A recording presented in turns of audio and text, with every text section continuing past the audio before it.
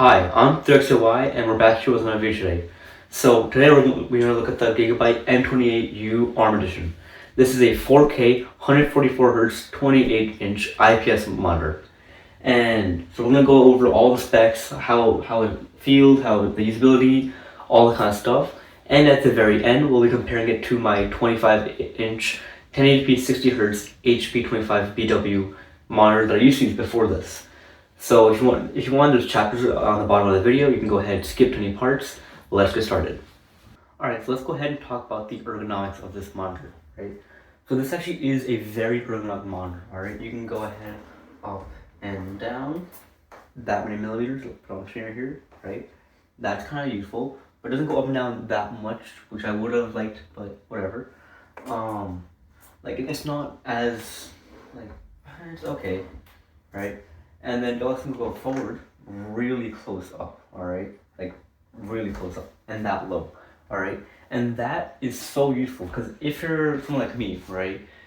Sometimes you want to be a bit more immersed, right? And you might be looking for a bigger screen because you want to feel that immersion, but you end up getting a smaller screen because of budget constraints, size constraints, whatever, right? From your size constraints and budget constraints.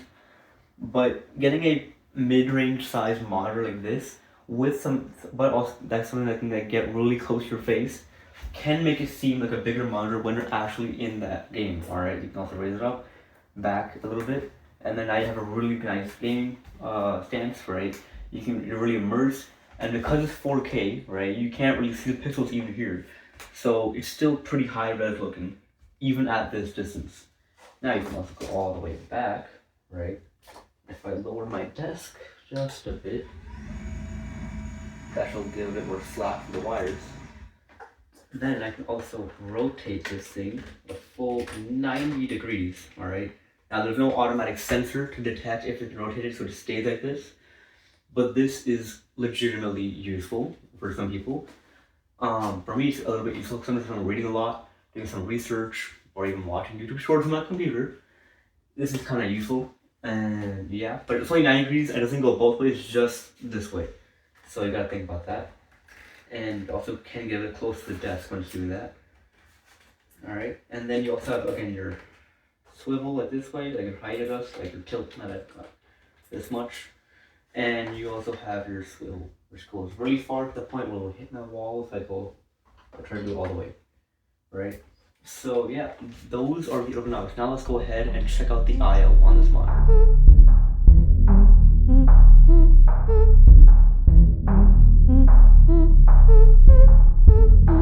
Alright, so here is the I/O. First of all, right here we have the 3 USB port KVM, alright?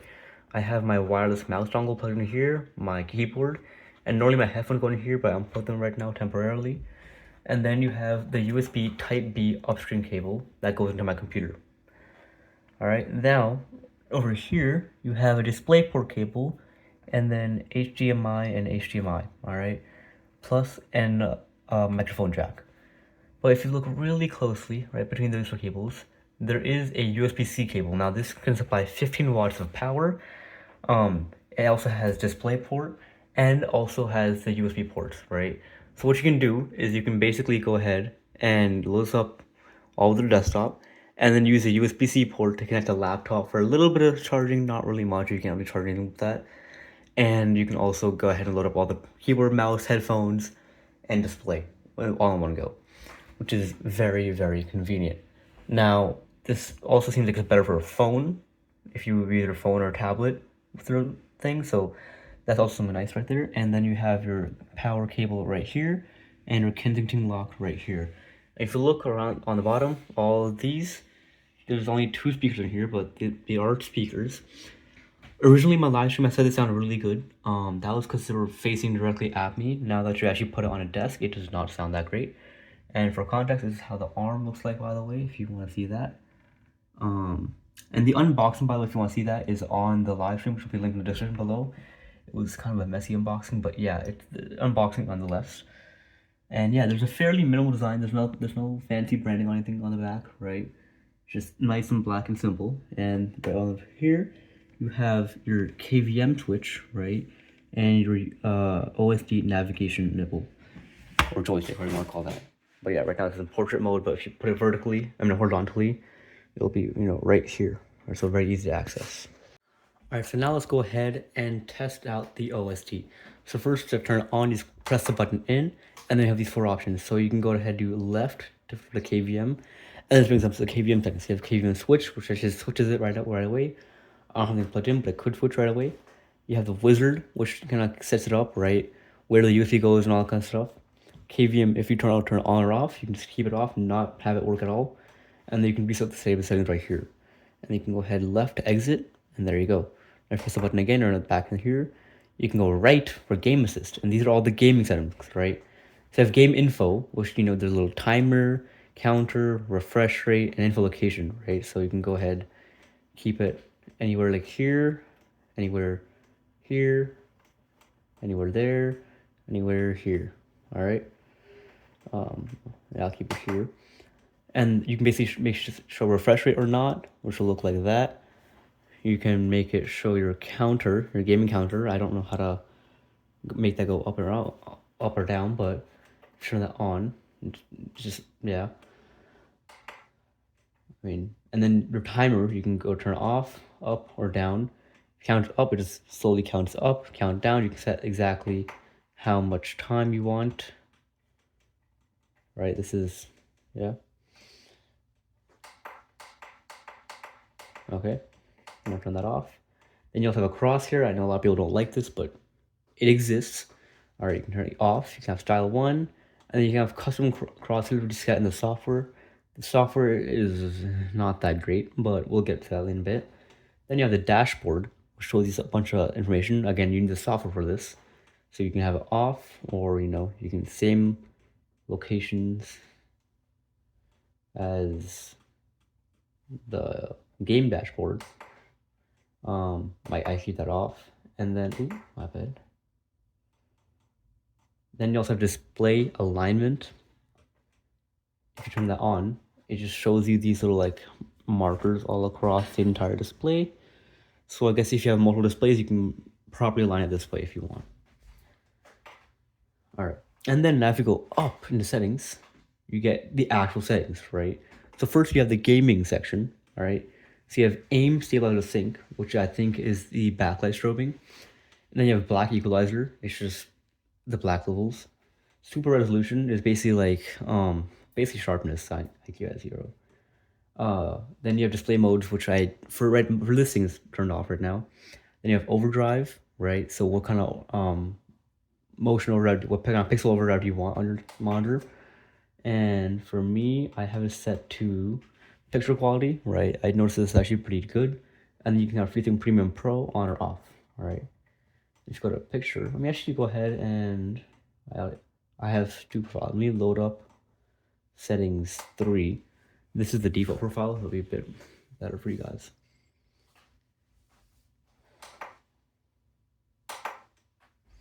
Okay, so gaming, all that kind of stuff. Picture, right? Okay, yeah. Anyways, picture, you have standard, FPS, RTS, RPG, movie, reader, sRGB, then custom 1, custom 2, custom 3, and then green. I don't know why green exists, but that exists. But yeah, you have all these different kind of things: brightness, contrast. You can do RGB saturation and RGB hue. You have your color vibrance, your sharpness, your gamma, right? 1.8 to 2.6. Color temperature is cool, warm, or normal. Or you can define the RGB value yourself. Then you have DCR. I'll put what that means up right here. And then you have Sensei demo, which basically splits the screen in half. Let me turn it on, right? Yeah, you see that little split screen in half? So on the left-hand side is going to be your new settings. On the right-hand side is going to be your old settings. All the other way around, you can find out. But basically, it's going to show you temporarily what the settings are going to look like if you apply it or not. And then you can turn it off. But when it's not meant for actual usage. It's just so you can compare different settings between all the modes and all that kind of stuff. So that's kind of useful. And then you have, if you turn off slow side dimming, then you can turn on local dimming, right? Local dimming, you can turn it on or off. I don't think this local dimming actually does much. Even the artings.com website said it's very barely noticeable. I just keep it off then for that situation, but yeah. So yeah, those are all the picture settings. Then you go to display, you can do input, right? HDMI 1, 2, display port, type C, and then the RGB PC range, and that's it. And this also has picture in picture, right? So picture in picture, if you go ahead and do that, we're sing for a second, right? You can have picture in picture. Hold up. So you can select your source, your picture in picture size, medium, small, medium, large, location, right? Display switch. So if you want to swap these two, right? And then audio switch, right? Which one should you play the audio from? For the speakers at least, right? I don't use these speakers because they're not that great, but we'll see that in a bit. And then picture by picture, if you turn that on, it'll look like this. There you go. All right, it literally just a half. You go to settings, picture by picture. Again, source, which one you want to do. The mode, full. This is, right now, this is aspect ratio. But if you do full, it looks like the same thing. And then display switch if you want to swap these two. And again, audio switch, which one you want to use. So yeah, that's how that works. I know a lot of videos don't really show that, but I like to go through all the settings. And then, let's go back in settings. You have system, or so audio. What do you want the volume to be? Want to mute it or not? OSD settings, so how long it takes for the times out and cancels the OSD. The transparency, right? This kind of thing. If you want to lock it, like not change settings. The size, right? And then the pivot. If you rotate your thing, you also have to pivot in here. And then quick switch, which is basically, I'll show you, but if you move the joystick up, down, left, or right, without pressing the button, it does these quick switch things, right? So I'll show you that. But for up, you can do aim stabilizer, back equalizer, volume, input, contrast, brightness, picture mode, and KVM. I don't know why we do KVM because there's already a button there, but that's an option. Down, you can do picture mode or KVM. If you move to the right, you can do all of these all over again. And if you move to the left, it's the exact same thing. It's only down that doesn't have all the options. Now, if you go to other settings, you can go ahead and look at these. You have resolution notice, so whenever it turns on, it tells you the resolution. I keep that on. Input auto switch, if you plug a new device, it'll automatically switch to that. I also keep that on. Auto power off, I keep that off, but if you don't want to automatically power it off, right, you can do so in 10, 20, or 30 minute intervals. LED indicator, it's this little dot right on the bottom, right here, right? You can do always on, always off, or standby on, which means when it's for, like on but not like being used, it'll be on then. I keep it always on. Type C compatibility, you can have on or off, and then HDMI version, which version of HDMI do you want to use? All right, now languages. Now you have English, and they have all these other different languages. I'm not gonna try to name all of them. But you have all of these languages. If you speak any of these languages, you're good. All right, let's back to English.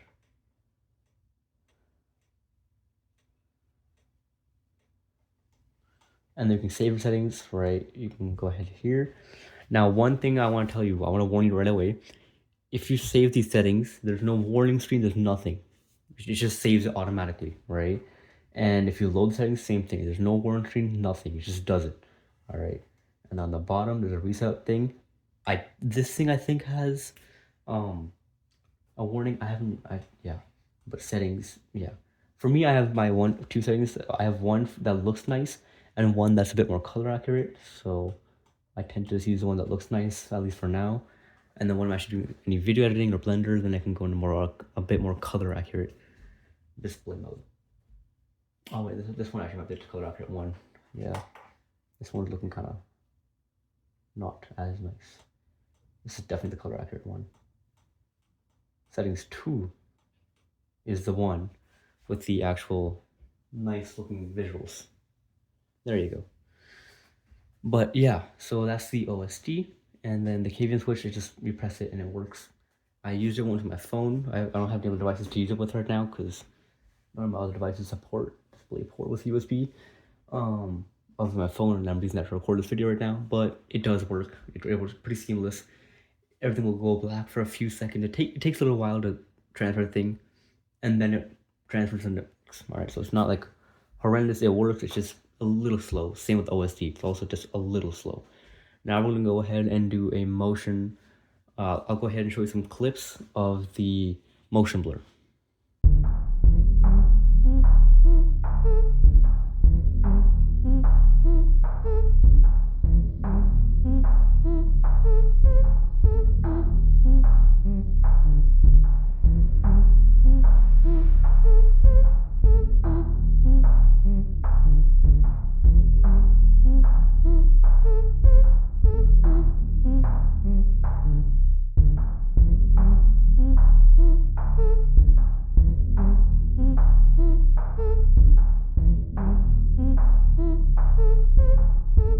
All right, this is grab rate on the Gigabyte M28U. This is recorded on the Pixel 8a, not just the 8, not bad. And this is from 2 feet away, and the monitor is at 32% volume right now.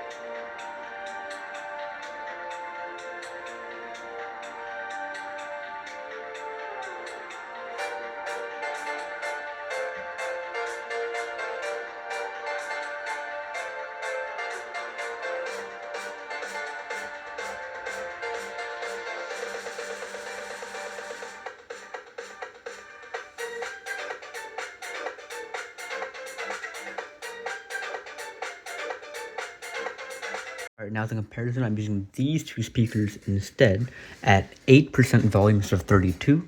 Same video, same phone, same distance. Let's go.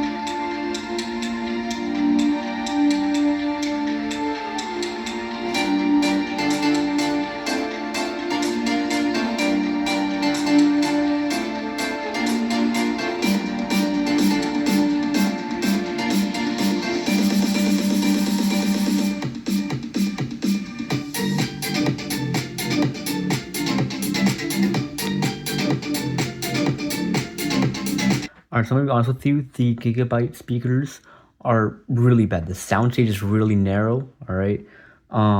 There's no bass. The treble is, it's also not great, right? It's a pretty flat, weak, quiet speaker, right? Even these cheap speakers that I got like literally for free because someone's throwing them out, right? Sound way better. And my phone sounds better than both of these actually. So yeah, if you can, just don't use these speakers. If this is a feature that you're looking for, right? And you don't have any speakers, these technically work, yeah. But audio quality, you can find cheap or even free speakers that sound better than this if you're on a budget. But if you're also getting a 4K high refresh rate monitor, you might as well allocate a little bit of budget to speakers. All right, I mean, don't completely sacrifice your audio quality just for video quality. But yeah, this is what that sounds like. And for comparison, I'm gonna play the monitor speakers on the left, right again.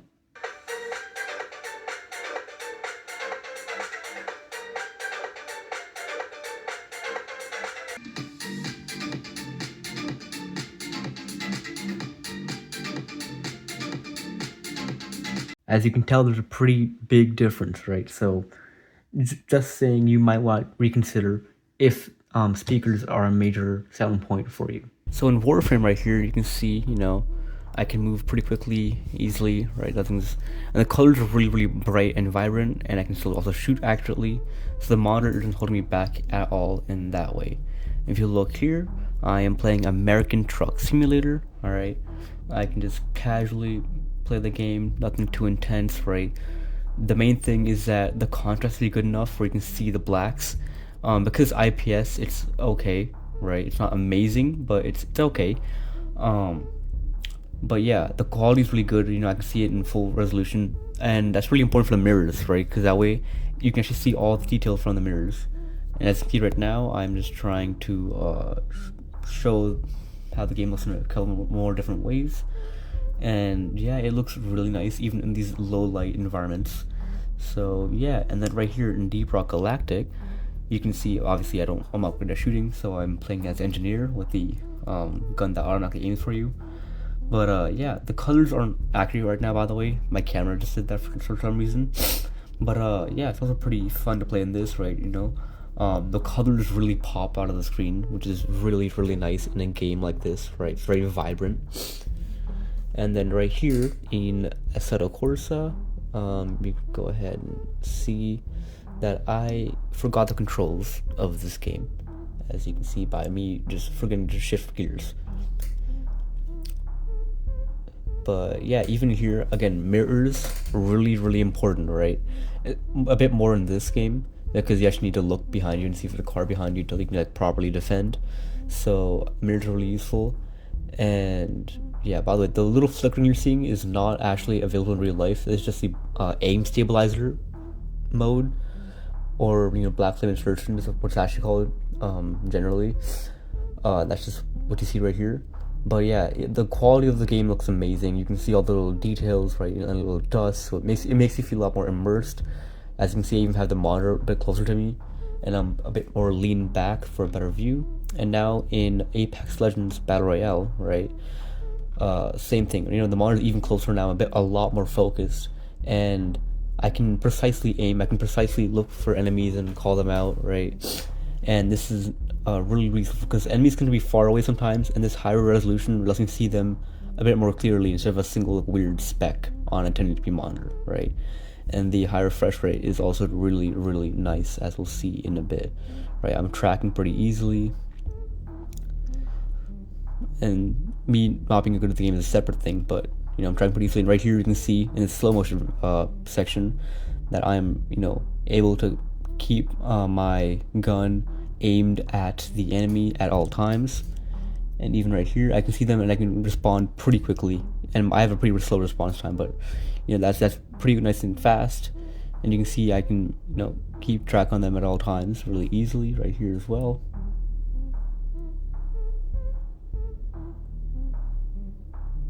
And then again, the high resolution is also useful for these kind of situations where they're really small, not really noticeable, and then you can see them clearly because of that.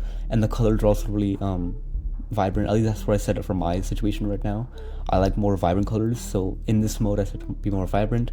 And right here you can see I'm tracking really, really nicely right here. Alright, so this monitor does not hold me back in terms of my skill, at least, right? I'm not a very high skill player, I'm pretty low skill, but it doesn't hold you back in any sort of way. The high resolution is really great to be able to see the smaller things, right, to really be aimed precisely. The high refresh rate is great for tracking, right, any small movements, like if it's like instead of spinning out in a car, you can notice that pretty quickly and then change your inputs based on that. And yeah, and the colors are also really important for like certain games, right, where they use colors to tell you where an enemy is and all that kind of stuff, right? So overall, this monitor is absolutely great for gaming.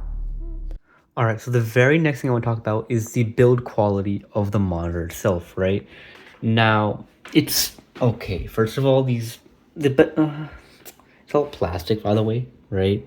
I can see this was I did buy this used, right, and it wasn't in perfect condition. It was like very good my that, but yeah, it's only plastic like that, and I this is in my bedroom. Oh, why is it?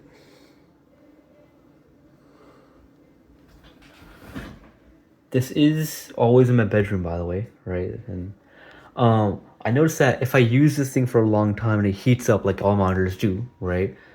Eventually, when it starts cooling down in the night when I turn it off, it does make a little bit of like a noise, a little bit like a little tick, tick kind of sound.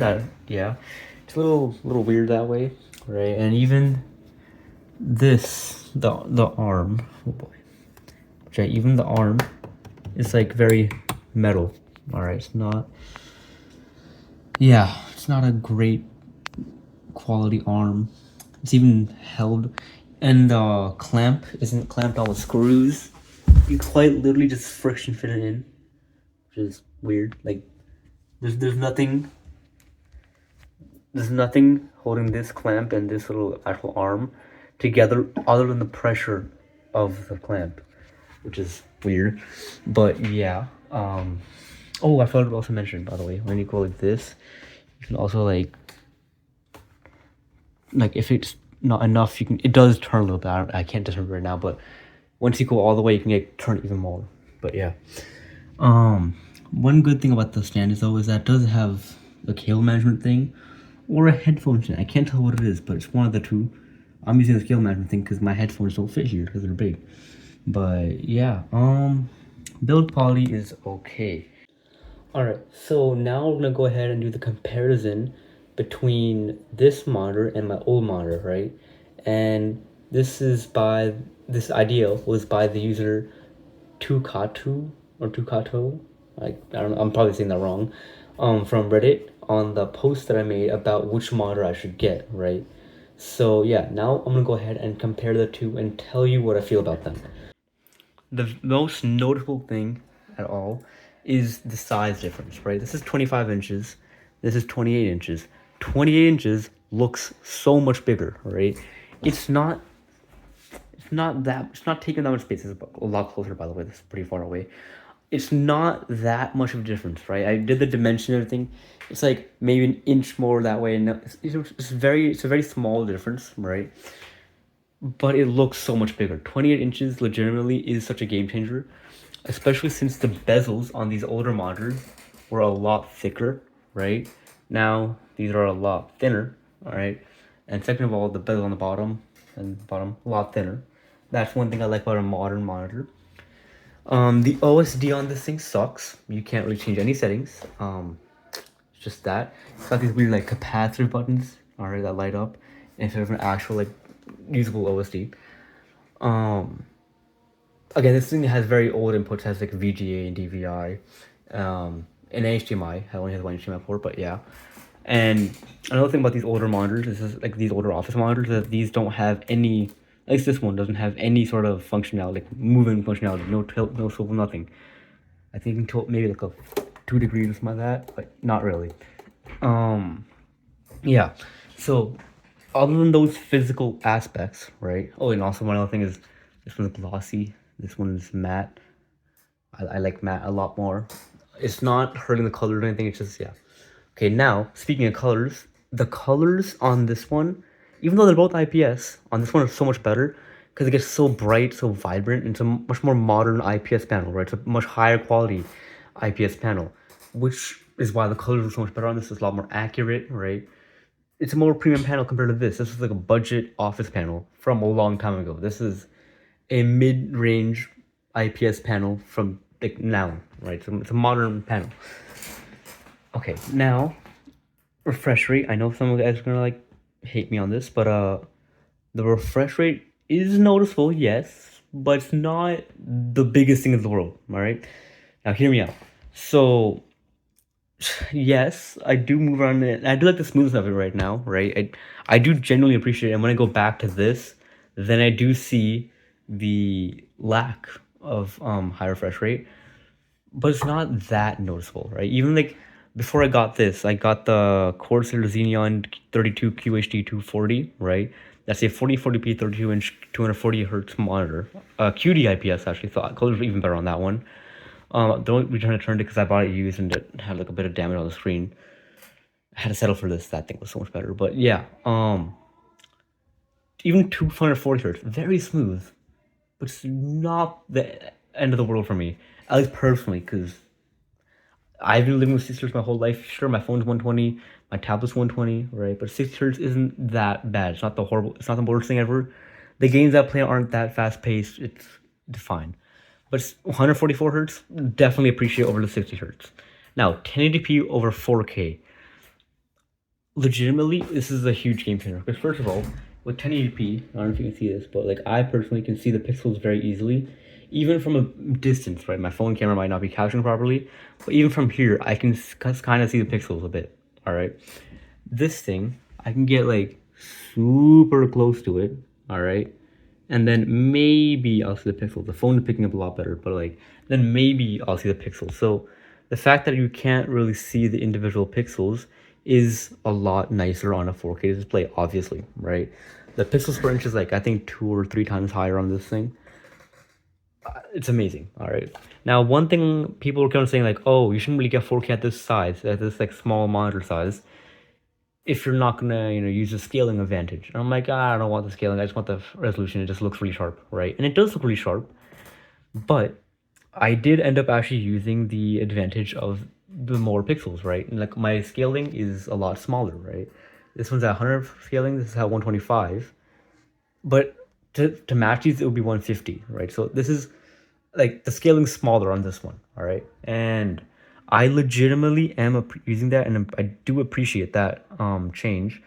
So yeah, the scaling, even though you might think you might not use it, you're probably gonna end up using it because even with the smaller scaling, the text and everything is so sharp and so clear that it legitimately like does not matter. It just makes sense to have more stuff on the screen, so it effectively becomes a better screen, right? Especially with the fact that you can bring it close up to you. If you can bring it up really close to you and you get the scaling, it basically becomes a bigger screen in a smaller package, which is very nice, at least for me. Um, but yeah, one downside of 4K, other than the fact that if your computer can't run or not, I mean, I only play like 10-year-old games, so I can run everything at max settings 4K and hit the frame rates that I need to hit. But, yeah, 4K, again, that's one downside. You have to like have the processing power to render at this resolution, right? And another thing is that it'll kind of ruin other resolutions for you.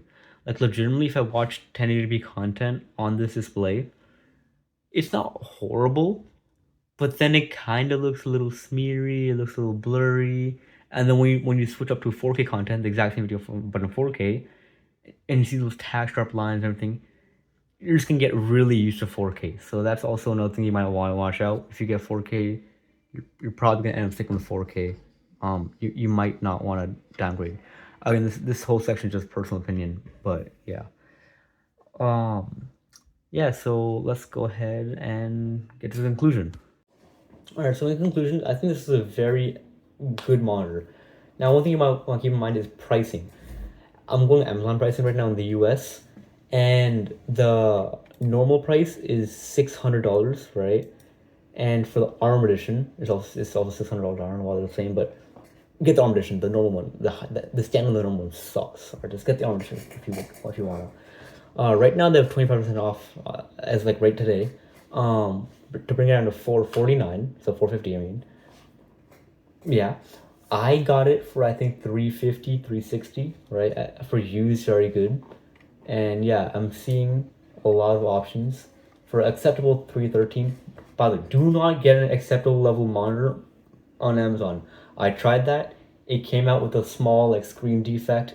Do not do that. Okay, acceptable will mean that you're gonna get screen defects, right? But yeah, 360 for very good, 370 for like new. All right.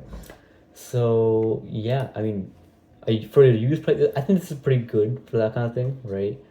What I personally did to find the monitor I wanted to find was basically I went ahead and made a table, all right, and in that table, if I still actually have it right here, yeah, there you go. All right, let me show you.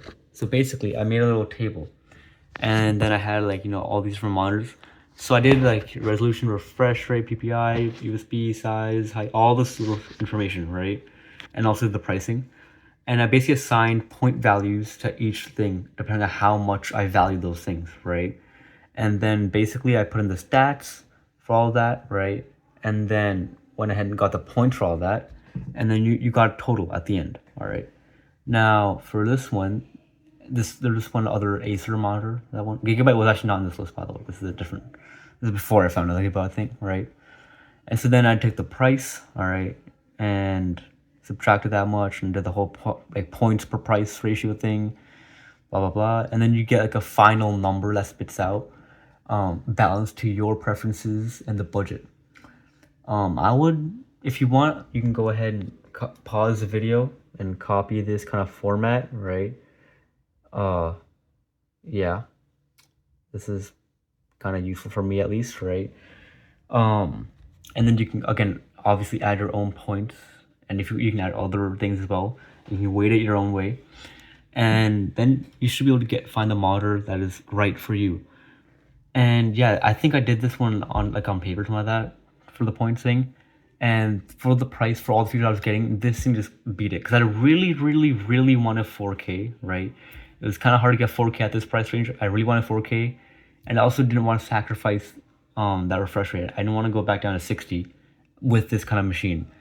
So I ended up pulling the trigger and getting this monitor for 360, right? So I think value-wise, you can readily find it on sale, right? You can find it on deals. It's very good.